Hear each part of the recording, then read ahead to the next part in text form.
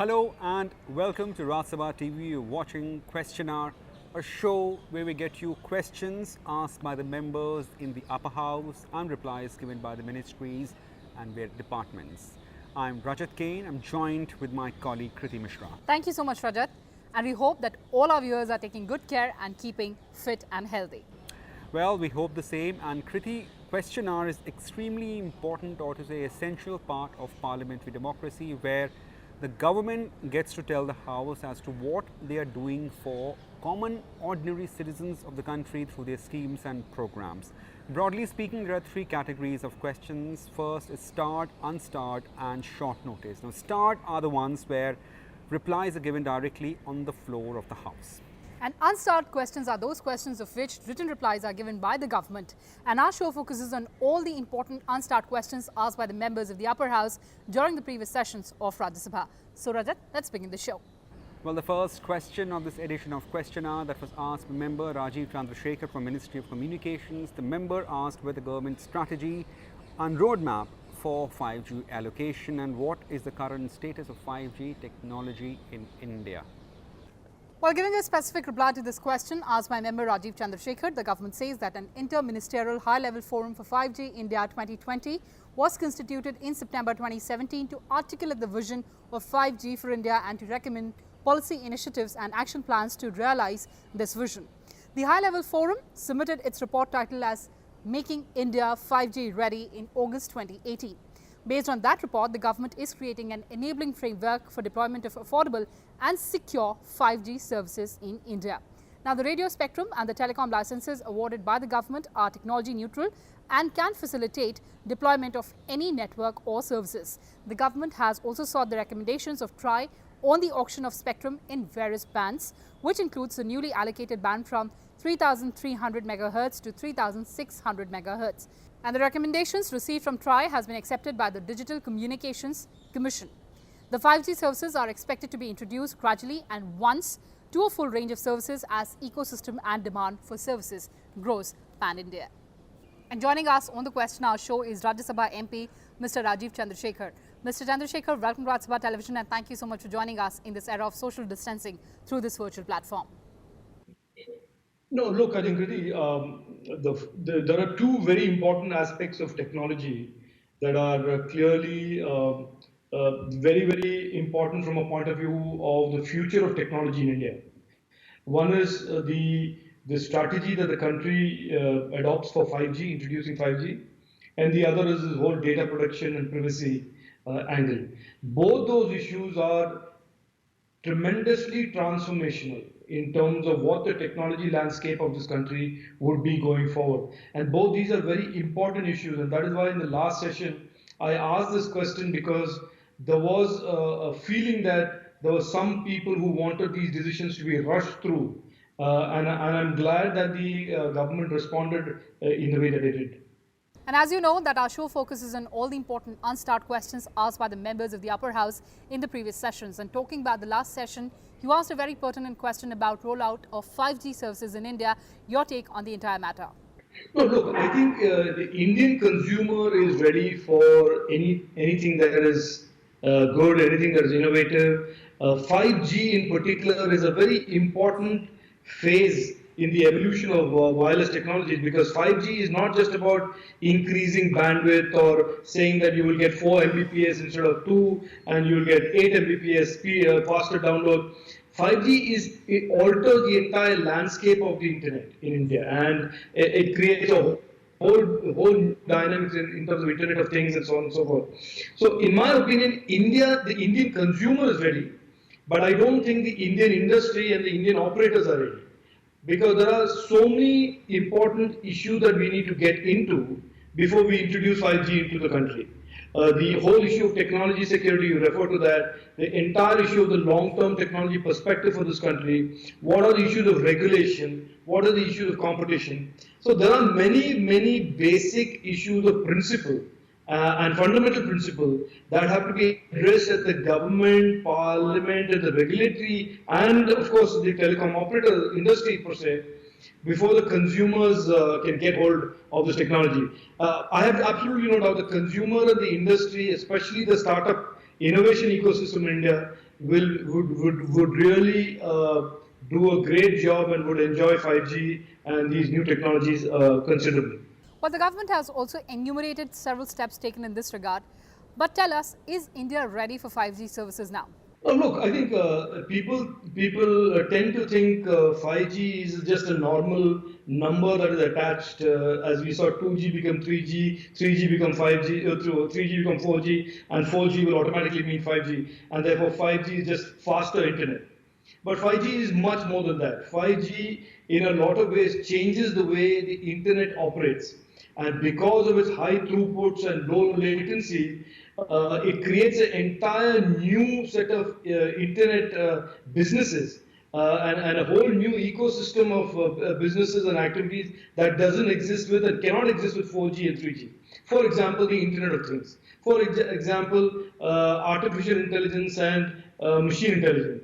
There are a number of things that will ride on the top of 5G being such a fast technology, such a low latency technology, and therefore it has the power in a sense, and I'm sorry to be sounding so poetic and metaphoric, but 5G is an altering, in the landscape of the evolution of wireless technology, 5G is a huge inflection point. It is transformational and it will alter the internet as you and I as consumers know it. And therefore the justification and the reason for public policy and regulation and the industry to be much better prepared, much better focused on the long-term implications of all this before introducing 5G. Yes, and if you understand the context in which I asked that question in the last session, Kriti, it was that I was fearing the onslaught and almost the hegemony of these Chinese companies who were making this huge effort to enter and grab the Indian 5G market, as they were trying in UK, as they were trying in the rest of the world. And I have repeatedly raised the risk of Chinese companies and Chinese technology companies in particular in Parliament repeatedly on issues of data protection, on issues of privacy, how they are taking information from every Chinese handset back to China, and I've repeatedly raised this. To imagine a situation where the entire wireless infrastructure of this cutting-edge technology, transformational technology, would be in a sense monopolized by a country that has a very dubious record of privacy and data protection was, in my opinion, what triggered that question. And as events have come to pass today, we know that Atmanirbhar Bharat is essentially Prime Minister's call to say, while we are an independent country, we should also be focusing on technology independence. We should also be focusing on economic independence.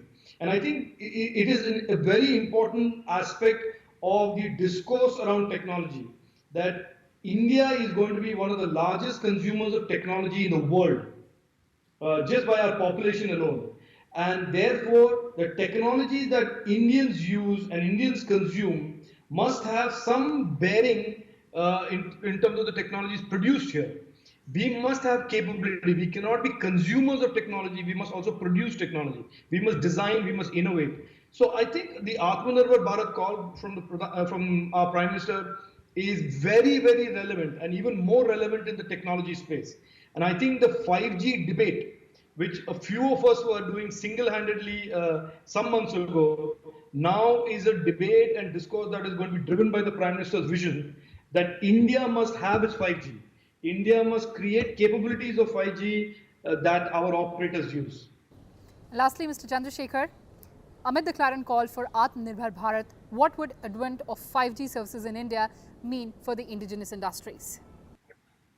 No, I have said this I've said this openly, so this is not something new.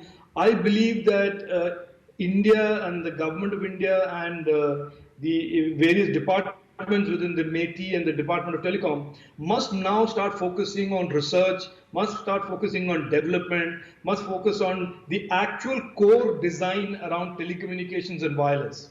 We have done a good job in terms of handset manufacture, but even then, the core aspects of the handset like the semiconductor are still imported.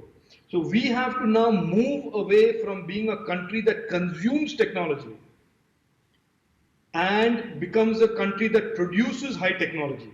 We have to be a net producer, net designer, net innovator. of technology going forward. And I hope, and I read the Atmanirbhar Bharat call by the Prime Minister to be that. And I hope that the various ministries work together to making that vision of the Prime Minister a reality. Well, absolutely, point well taken. But thank you so much for joining us through this virtual platform and sharing those details with us. And time for a short break. Lots more on the other side.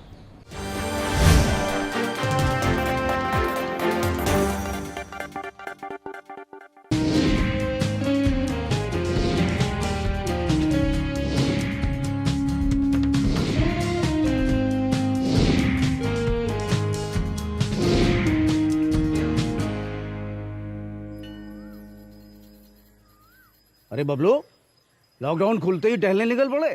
महामारी अभी फैली हुई है। सरपंच जी टहलने नहीं, काम पे वापस जा रहे हैं। तुझे डर नहीं लगता वायरस पकड़ लेगा? पहले थोड़ा बहुत डर लगता था, फिर पता चला कि अगर मैंने पूरी सावधानी बरती तो ये बीमारी होने की संभावना कम है। सबसे महत्वपूर्ण है ये मास्क। काम पर मास्क हमेशा पहनूंगा, समय समय पर हाथ धोता रहूंगा और दूसरों से हर वक्त कम से कम 2 गज की दूरी बनाए रखूंगा। खुद को, दूसरों को और अपने परिवार वालों को भी सुरक्षित रखूंगा। अरे भाई, मेरी जिम्मेदारी बनती है तुझे चेतावनी देना, सो दे दिया। जब देश के मेडिकल और स्वच्छता कर्मचारी रोज कोरोना वायरस से लड़ने का काम कर रहे हैं तो हमारी भी तो जिम्मेदारी बनती है अपना काम करने की। बबलू, तुझे कुछ हो गया तो? हजारों लोग इस बीमारी को हराकर ठीक हो चुके हैं और अगर किसी कारण मुझे ये बीमारी हो भी जाए तो सरकार ने अस्पताल में हमारे इलाज के लिए पर्याप्त व्यवस्था कर रखी है। ये घबराने का वक्त नहीं, एक दूसरे का हौसला बढ़ाने का वक्त है। अरे ऐसे क्या देख रहा है? तू काम पे जाएगा, मैं नहीं जाऊंगा, नाक नहीं कट जाएगी मेरी। चलो। मास्क। हाँ, मास्क मास्क। अरे नाक तो ढक लो। हाँ। कोरोना वायरस से हमें लड़ाई जारी रखनी पड़ेगी और उससे डर कर नहीं, पूरी सावधानी के साथ डट कर चलिए। रुकी जिंदगी को आगे बढ़ाएं, देश को आत्मनिर्भर बनाएं। जय Hind.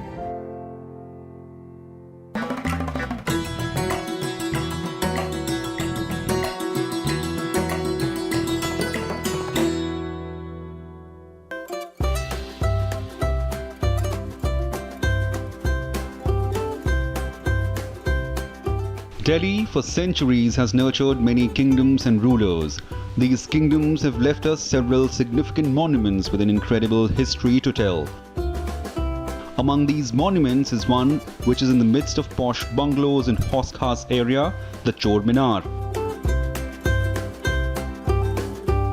Built under the rule of Alauddin Khilji, telling a statement of his rule, is believed to have stood out as a deterrent for thieves and thugs who attempted to venture in his kingdom.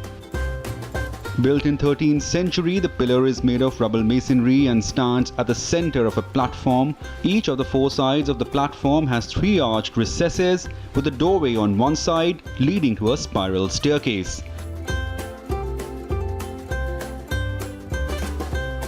The pillar, also believed to be known as the Tower of Thieves, was used to display the severed heads of the thieves and thugs through its 225 holes.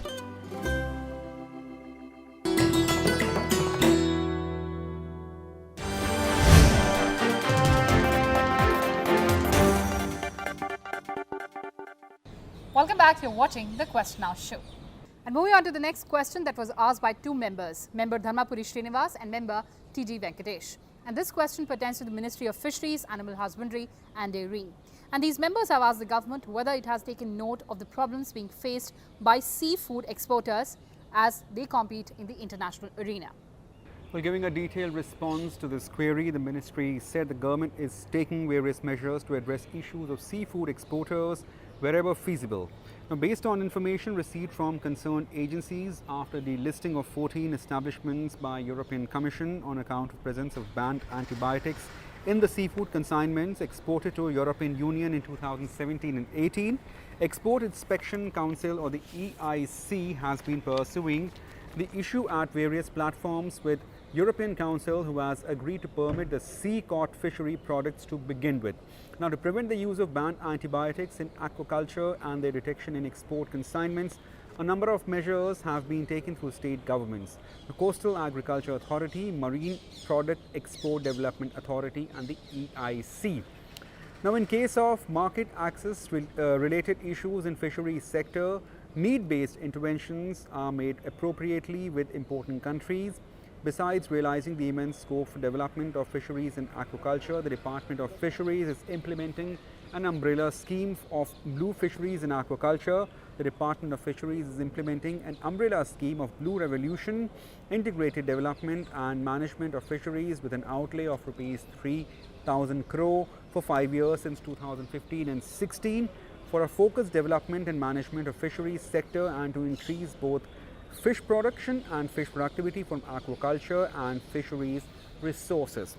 Now, the scheme has a provision of financial assistance to the state governments and state agencies, union territories and central agencies and central government agencies, organizations and dovetailing funds available under Sagarmala scheme of Ministry of Shipping for development of new fishing harbors, fish landing centers and upgradation, expansion, repair, renovation of existing ones.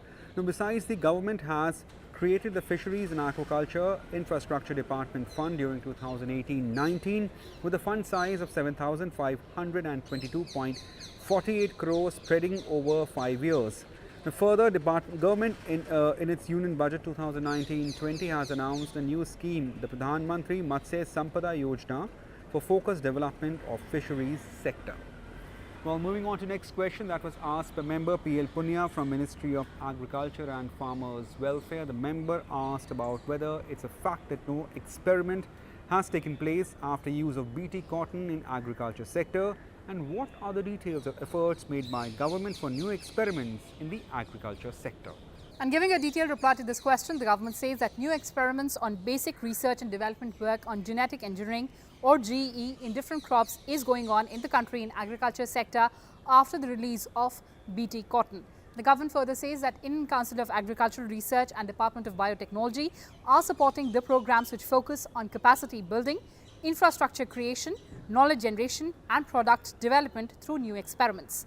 Some of the ongoing experiments as well as concluded experiments on GE crops have been taken up after approval of Genetic Engineering Approval Committee under the Ministry of Environment, Forest and Climate Change, Review Committee on Genetic Manipulation under Department of Biotechnology and Institute of Biosafety committees. Let's move on to the next question asked by member Sukhdev Singh Dhinsa, and this question also pertains to the Ministry of Agriculture and Farmers Welfare. And Mr. Dhinsa has asked the government about the procedure and technology under which crop area and loss assessment is done at present.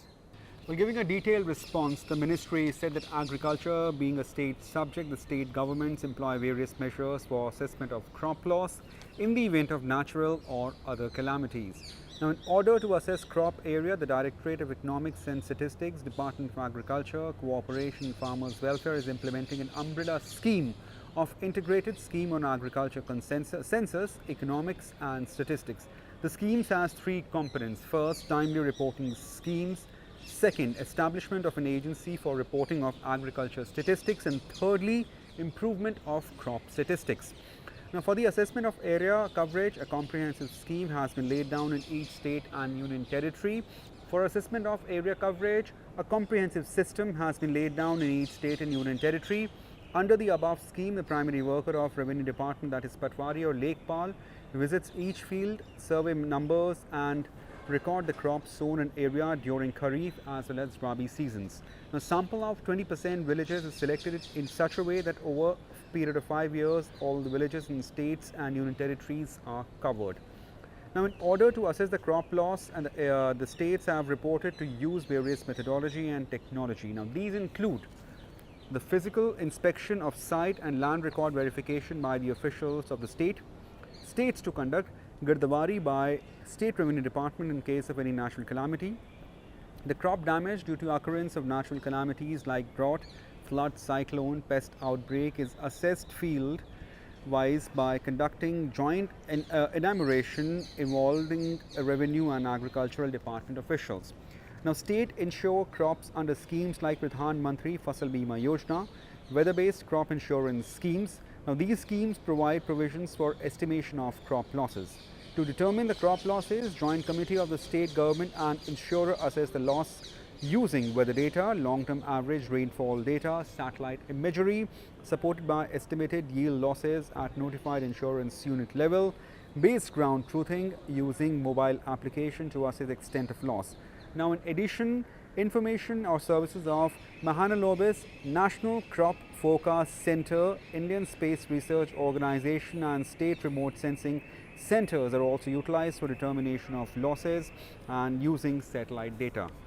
The guidelines of Pradhan Mantri Fasal Bima Yojana under Para 2 and 2.14 provides provision that states shall adopt technology such as satellite and unarmed vehicles, remote sensing for various applications such as crop area estimation and yield disputes, and also promote the use of remote sensing and other related technology for crop cutting experiment, planning, yield estimation, loss assessment, assessment of prevented sowing and clustering of districts. Well, moving on to next question that was asked by member Vaithilingam from Ministry of Consumer Affairs. The member asked whether it's fact that sugar production has fallen sharply in first 3 months of the current sugar marketing year, and whether it's also fact that ex-mill prices have remained stable, thereby helping mills to clear cane payment to farmers on time. And responding to this query asked by member R. Vaithilingam, the government says that in the current sugar season, which is 2019-20, from October to September, the sugar mills in the country produced about 213 lakh metric tons of sugar till 17th of March 2020, as against 242 LMT in the corresponding period of previous sugar season. During the first 3 months of the current sugar season, the sugar production was about 79 LMT as against 112 LMT achieved during the corresponding period of last sugar season, which was 2018 and 19. The decline in sugar production is due to the fall in production of sugarcane, mainly in the major sugar producing states of Maharashtra and Karnataka, due to drought in some parts and heavy rains and floods in other parts of these states. The government further says that in view of sufficient availability of sugar in the country, the sugar prices in the domestic market are stable, which help the sugar mills to clear the cane price dues of farmers at a very steady rate. The average ex-mill prices of sugar during the current sugar season are in the range of 3,150 to 3,350 rupees per quintal. The cane price payment is always an ongoing process. And moving on to the last question of this edition of the Question Hour show, asked by member Sambhaji Chhatrapati, and this question pertains to the Ministry of Food Processing Industries. And the member has asked the government whether it has done any realistic assessment of mismatch between growth of food processing industries and stagnant farm income, despite the tremendous potential in food processing sector. And the member has also asked about the major steps taken by the government to create cold chain infrastructure in different parts of the country, and also about the number of mega food parks created so far in the country under Pradhan Mantri Kisan Sampada Yojana, along with the details of their location. Well, responding, the ministry said that food processing and preservation is one of the effective measures to boost the farm income by way of reducing the wastage of surplus agriculture produce and higher price realization through increased demand by food processing industry as a raw material. The Ministry of Food Processing Industries is therefore implementing a central sector scheme, Pradhan Mantri Kisan Sampada Yojana, for overall growth and development of food processing industries, with the objective to increase the income of farmers towards doubling it by the year 2022.